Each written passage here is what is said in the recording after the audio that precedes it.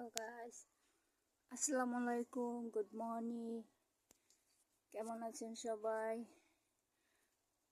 আশা করি ভালো আছেন। আপনাদের সাথে আবারও আসলাম শেয়ার করতে খেজুর পর্ব। খেজুর শেষ হয়ে গেছে, নাইগা আর দেখাইতেও পারবো না। তো শেষ পর্যায়ে অল্প কয়টা আছে, আর শুটকো হয়ে যায়। অনেক খেজুর নষ্ট হয়েছে এই গ্যাসের, শুটকো হয়ে যায় খালি। মানে রোদ বেশি দেখে মনে হয়, মানে তো অনেক রোদ, এই জন্য মনে হয় মানে খেজুর শুটকো হয়ে যাইতেছে।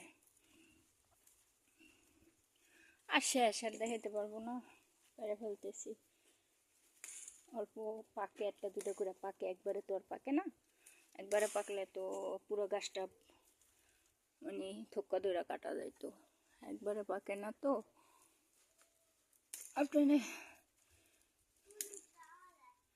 আপনাদের সাথে কিছু কথা শেয়ার করব আমি। এই যে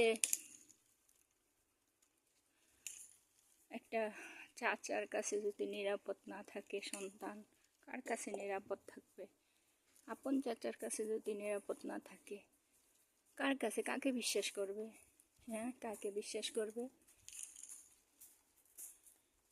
কারে কারে বিশ্বাস করবে যদি চাচার কাছে নিরাপদ না থাকতে পারে?